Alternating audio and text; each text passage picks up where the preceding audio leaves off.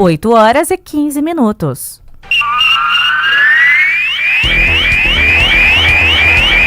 Saia do impedimento. Na Band Vale, bate-papo esportivo com Cláudio Nicolini e Antônio Carmo. Oferecimento New Clean, sempre inovando.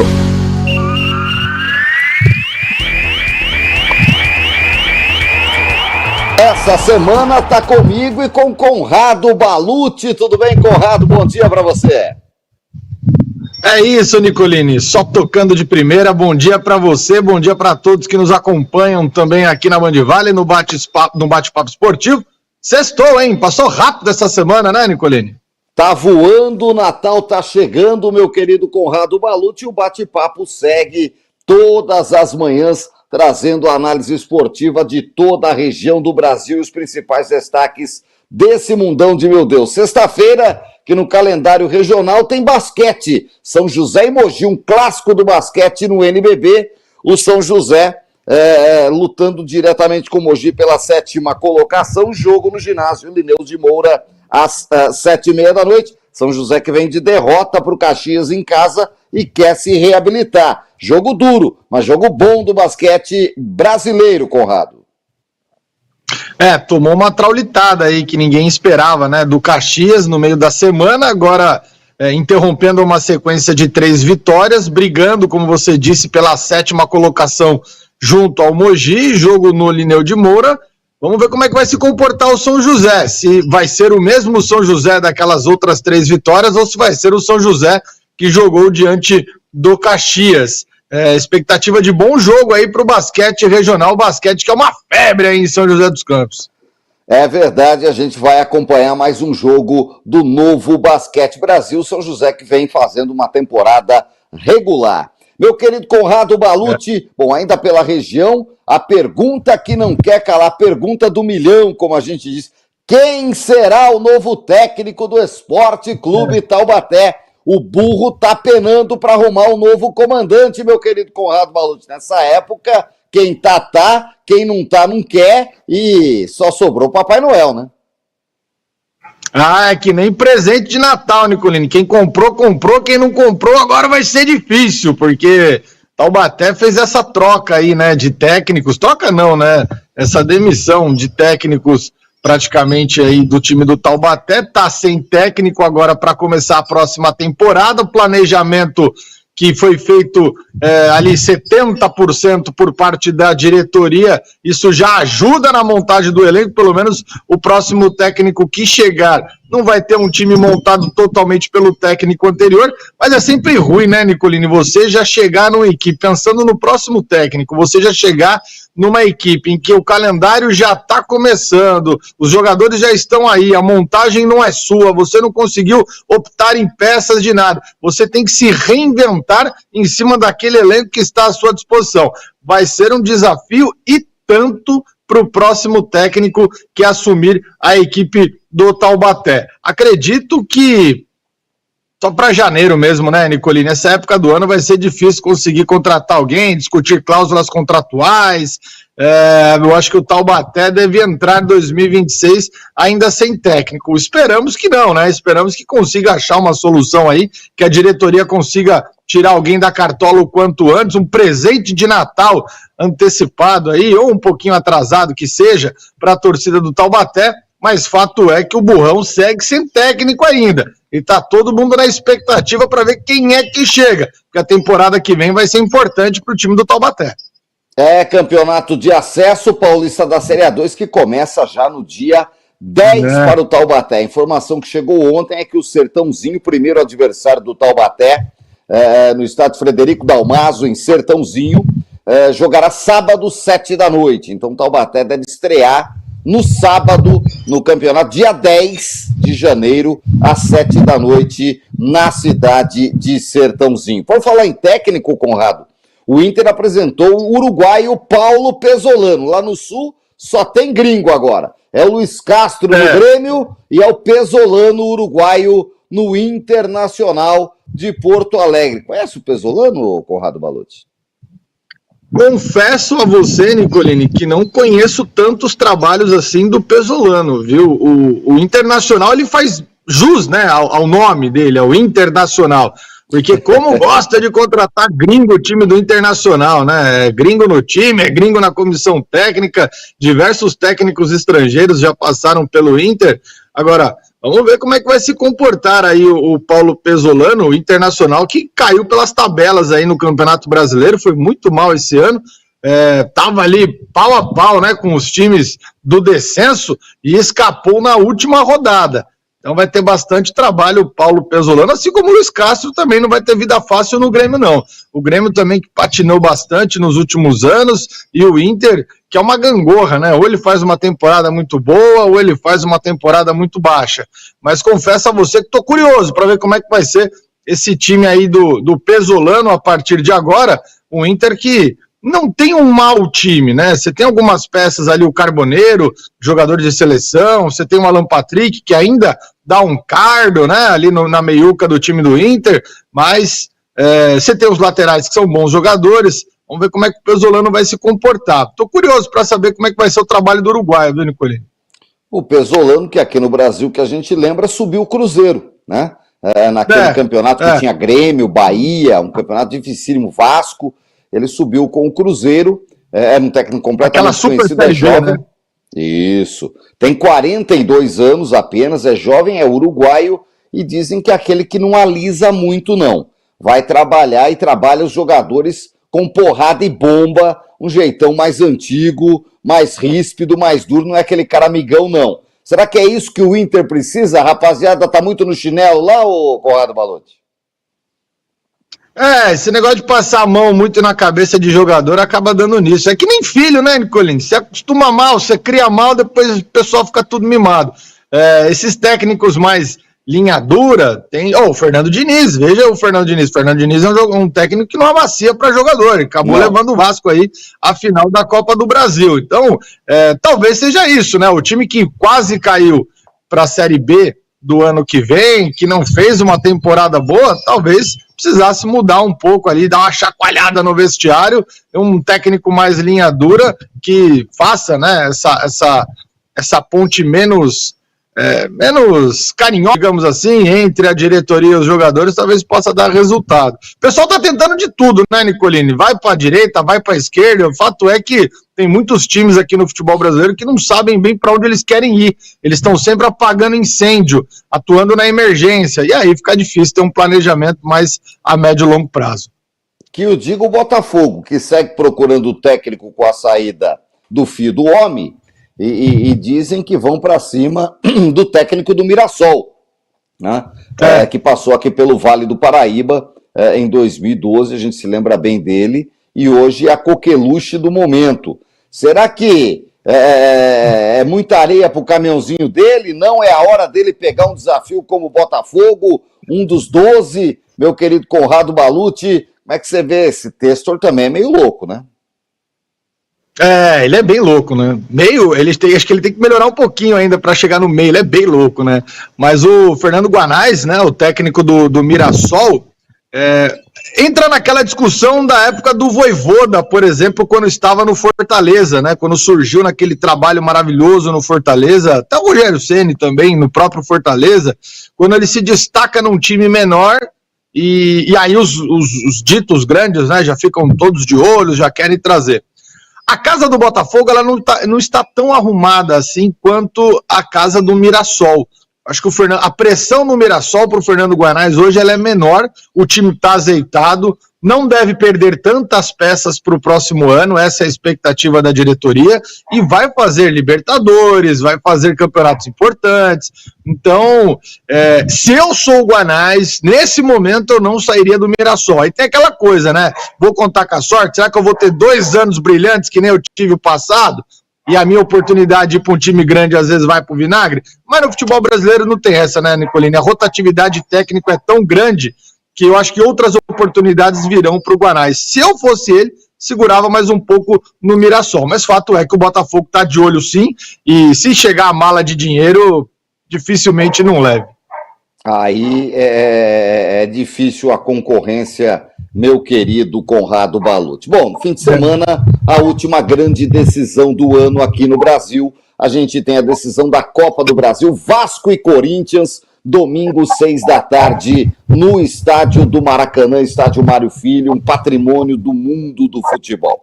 E aí, Conrado, tá todo mundo quietinho? É hora de todo mundo recolher, nada de falar muito, Diniz de um lado, professor Júnior do outro. E aí, como é que você vê as equipes agora, depois do 0-0, assentou a poeira nessa quinta-feira, o Corinthians sabe que jogou mal, a torcida sabe que jogou mal, mas o time do Vasco e a torcida do Vasco não tem aquela pancha de falar assim, já ganhamos, que essa bola vamos ganhar, estão ressabiados porque sabe que o Vasco deixa a desejar, tem um time muitíssimo limitado, comandado na base da pancada pelo Fernando Diniz. E aí, o que esperar desse domingo, meu querido Conrado Balucci?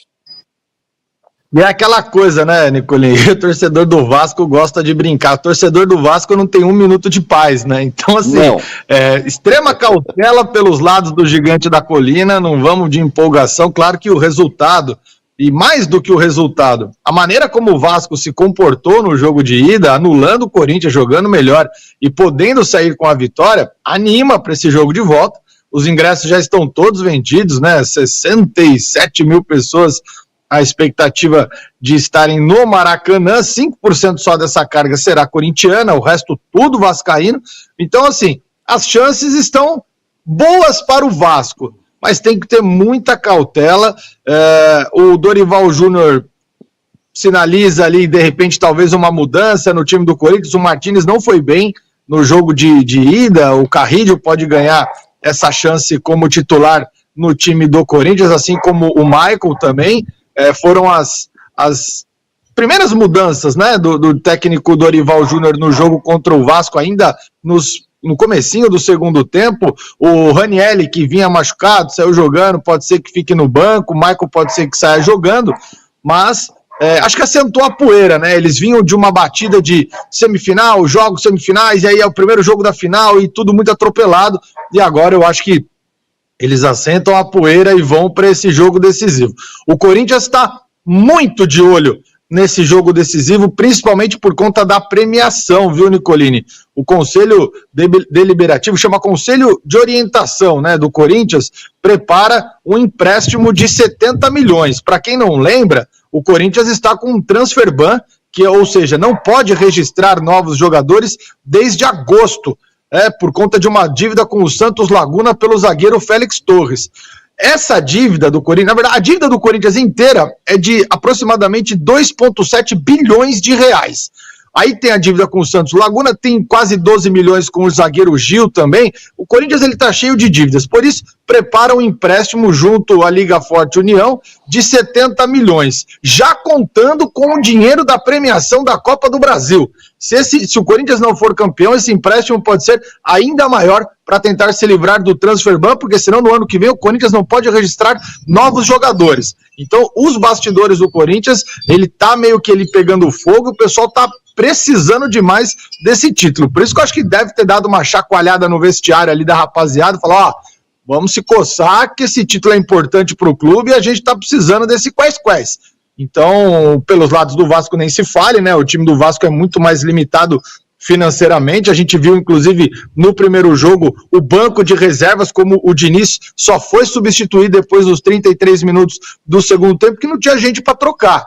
E o destaque do Vasco para esse jogo, já que a gente está falando de limitação do banco, o time titular ainda vai muito bem, obrigado. Felipe Coutinho, Nicolini, que é o destaque desse time do Vasco, ele completou 55 partidas esse ano, aos 33 anos, pelo time do Vasco, recorde na carreira do Coutinho. Isso é muito legal. Coutinho, que vivia com lesões, estava sempre, né, tendo problemas aí de contusões, vivia machucado, conseguiu passar o ano de 2025, 55 partidas, deve completar a 56ª agora na final, recorde na carreira do Coutinho, que tem ao seu lado como grande destaque o Ryan e também o lateral da seleção, o Paulo Henrique. Vai ser um grande jogo, Nicolini, esperamos que seja tão bom quanto o primeiro, tão bem jogado quanto o primeiro. Nervoso, eu tenho certeza que vai ser. Não tenho dúvida nenhuma. Maracanã, 6 da tarde, domingo, Vasco e Corinthians na segunda-feira. Ele, o eclético Antônio Carmo, está de volta aqui para comentar junto com você sobre o grande campeão da Copa do Brasil, que leva uma premiação maravilhosa. O Vasco teve um problema com a SAF, quase caiu de novo, não tinha dinheiro, não conseguia montar time, cheio de dívidas por conta da tal da história da 777, que ficou muito mal contada, né? A coisa só não degringolou, porque o Pedrinho, presidente, é um cardeal do Vasco, né? Largou todo o sistema Globo da televisão para assumir o Vasco, se dedicou, né? E o Vasco vai de abnegados, né? Assim como foi Roberto Dinamite, e sem contar Eurico Miranda, que é outro patamar, mas Roberto Dinamite foi ídolo no campo, depois foi presidente, agora Pedrinho, que também foi um cracaço de bola e agora está como presidente. O Pedrinho, que maldosamente no fim da carreira era chamado de Podrinho, né, porque ele vivia machucado, canelinha de vidro, mas jogou muita bola ali por 4, 5 anos, um pouco mais. Pedrinho foi um cracaço de bola, habilidosíssimo. Na época, Pedrinho, Ramon, era um baita de um time. O Ramon é esse aí, que é técnico. O Ramon Menezes gostava da criança também. Chamava a menina de você, jogando no meio-campo do Vasco, um baita time do Vasco do final dos anos 90, que a gente não esquece. Olha, Conrado, vamos ficar de olho nesse jogo. Quem ganhar, ao vencedor as batatas, mas quem perder carrega uma dívida e entra já com crise no ano novo, porque olha, meu amigo, a coisa tá ruim, financeiramente, principalmente para os dois lados. O Corinthians tem problemas com presidente interino, presidente afastado e não sei o quê, suspeita de ligação com facção criminosa. É um caos. Caos que o São Paulo tá vivendo também. Esse Caçares, Padre Quevedo já diria, é uma mentira, hein, ô Conrado Malute? Que enganação, é nego levando dinheiro com camarote, levando dinheiro com aluguel do estádio, o time é uma água, não tem dinheiro para nada. O São Paulo ficou comum, hein, Conrado Malute? Não, é impressionante, né, Nicolini? Se a gente voltar lá no começo dos anos 2000, poxa, faz 20 anos, né, que o São Paulo era a grande referência, anos 90, 2000, São Paulo era a grande referência de time brasileiro. Tinha o Refis, né, o departamento médico do São Paulo, extremamente competente, em que os jogadores vinham de fora. Adriano Imperador, quando veio para o São Paulo, veio nesse modelo para se tratar no clube. Diversos jogadores, o Hernanes e vários jogadores, né? O São Paulo era um modelo de referência de gestão e dentro de campo também. Foi campeão do mundo, foi campeão da Libertadores e era um bicho papão tremendo. E aí parece que parou no tempo, né? Uma sucessão de más gestões. Só não chegou, acho que ainda no nível do Corinthians, que levou até as camisas de dentro do clube, né, Nicolini? Mas daqui a pouco tá quase, né? Do jeito que o São Paulo tá caminhando. É o que você falou, uma bagunça de gestão. A gente vê como isso arrebenta com os clubes brasileiros, né? O Santos também teve problemas de gestão. Mas o que acontece com o São Paulo é impressionante. É um dos clubes de maior torcida do país. É um clube que sempre foi muito bem estruturado e muito bem gerido. Agora, essas últimas gestões que o time de São Paulo vem enfrentando, é exemplo do que uma boa gestão pode fazer com o clube, né? Você pega o Bandeira de Melo no Flamengo e o Paulo Nobre no Palmeiras também, que reformularam o sistema de sócio-torcedor, modernizaram o estádio, fecharam as torneiras, para avisar, inclusive, né? Vamos ter 2 anos aí de times ruins, para depois a gente vai colher os frutos. Quitou as dívidas, organizou a casa, aumentou a receita, e aí não é o que o São Paulo faz. O São Paulo vai na contramão, ele cada vez mais aumenta, contrata de baseada, contrata jogadores que não vingam, contrata 13, 14, 15 jogadores para início de temporada, meia dúzia só que entra em campo, contrata os longos, manda os caras embora, continua pagando os caras, e aí o São Paulo tem uma dívida. Paga técnico, deve pagar uns 18 técnicos aí, só tem um na beira de campo, com esses contratos que vai mandando embora e chega, tá impressionante. É o que você falou, o time é uma água, né? Ninguém, é aquela coisa, antigamente São Paulo Futebol Clube entrava em campo, o time adversário tremia. Hoje em dia, São Paulo, o pessoal não tá nem respeitando mais, viu, Nicolini? Tomara que volte aí as glórias, né? Ficou de fora também, né, da Libertadores e tudo mais. É isso, com Vasco e Corinthians na final, ele fica de fora da Libertadores, que as duas equipes ficaram atrás do São Paulo na classificação do Campeonato Brasileiro, os que poderiam chegar fica também, na frente. Sim, quem perder tá fora, né? E o Vasco, se perder, tá fora, inclusive da Sul-Americana. O Corinthians tem a Sul-Americana. Tá? Se o Vasco perder, o Corinthians vai para a Libertadores, o Vasco fica fora até da Sul-Americana, porque ele estava fora lá. Ele e o Internacional. Ó, para fechar a conversa, Recopa Sul-Americana, Comebol ontem à noite anunciou. Quinta-feira de ressaca pós-carnaval, 19 de fevereiro, Lanús e Flamengo. Como é que o Felipe Luiz vai segurar a rapaziada no Carnaval do Rio de Janeiro para jogar quinta-feira na Argentina? Eu não sei, não é problema meu, tá bom, meu querido Conrado Balucci? O jogo da volta na outra quinta, dia 26, no estádio do Maracanã. É isso. O Atlético Mineiro deu uma bobeira tremenda, né? O Atlético Mineiro podia estar nessa Recopa aí para enfrentar o Flamengo e já disputar um título logo no começo de 2026. Patinou, perdeu pro Lanús, então expectativa, né, do Flamengo já conquistar um título logo no começo de 2020. É muito mais time, mesmo com o pessoal lá meio de ressaca do Carnaval, é muito mais título o time do Flamengo. 19-26, né? Um calor danado pós-Carnaval. Mas acredito que não vai ter problemas não para o time do Flamengo. É favorito, é muito favorito. Começo de temporada, o pessoal terminou a temporada agora, então as férias serão um pouco mais prolongadas. Começo da temporada que vem, o Flamengo vai entrar com aquele time reserva, vai entrar com a molecada. Esse time titular ele vai provavelmente estar se engrenando ainda com as primeiras partidas na disputa dessa final da Recopa, mas é muito favorito, né, Nicolinho? Quando a gente fala de Flamengo contra time sul-americano, o Flamengo é favorito. Vamos acompanhar depois do Carnaval, na quinta-feira, depois da quarta-feira de cinzas, o primeiro jogo, 19 de fevereiro. Conrado Balucci, eu acho que hoje passamos em revista os principais assuntos. Agradecer você que esteve comigo esta semana e você vai continuar agora na minha ausência. Segunda-feira, revezamento. Eu saio, Antônio Carmo volta. Faz aí o final de ano, eu tenho alguns dias aí que a gente vai deixar um resumo, né, do ano, que a gente faz uma retrospectiva aqui no Bate-Papo, parte na semana do Natal, parte na semana do Réveillon, tem alguns dias aí dessas 2 semanas que você vai estar com o Carmo aqui, e depois na semana do dia 5, a semana cheia, vocês dois aí, a semana de pré-temporada do ano de 2026, já que no dia 10, final de semana 10 e 11, começa um Campeonato Paulista da Série A1, Série A2, os estaduais, os principais estaduais do país. Eu volto no dia 12 das minhas férias. Foi um prazer estar contigo aqui nesta semana. Mais uma história para a gente contar nessa nossa vida de jornalismo. A gente segue se encontrando no rádio, na TV, pelos corredores. É um prazer estar contigo, meu amigo. Grande abraço. É isso, Nicolini. Diferentemente do Vasco, a Band Vale tem banco de reservas, né, Nicolini? Quando sai o titular, o reserva assume e a peteca não cai, né? Só tem titular. O prazer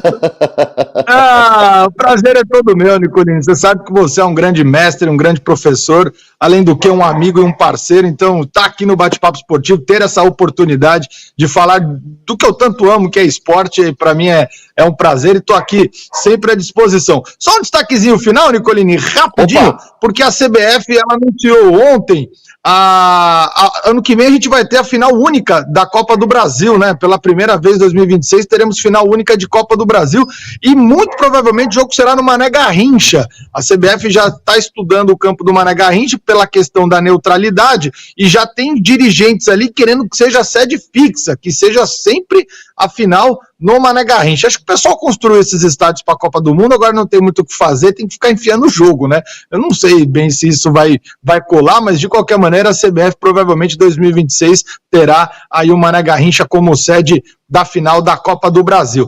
Dito isso, foi um prazer aqui, Nicolini, estar com você, estar aqui na Band Vale mais uma vez. Estamos às ordens e semana que vem eu toco a bola junto com Antônio Carmo. Obrigado, viu, Nicolini? Forte abraço para você. A bola não para nunca por aqui, Conrado. Um abraço a você, os amigos. Eu volto à tarde no Brasil, Gente Vale na tela da Band, 5h30 da tarde, para entrar em férias, descansar um pouquinho e voltar dia 12 de janeiro. Grande abraço a você, a todos os amigos. Até segunda. Saia do impedimento na Band Vale.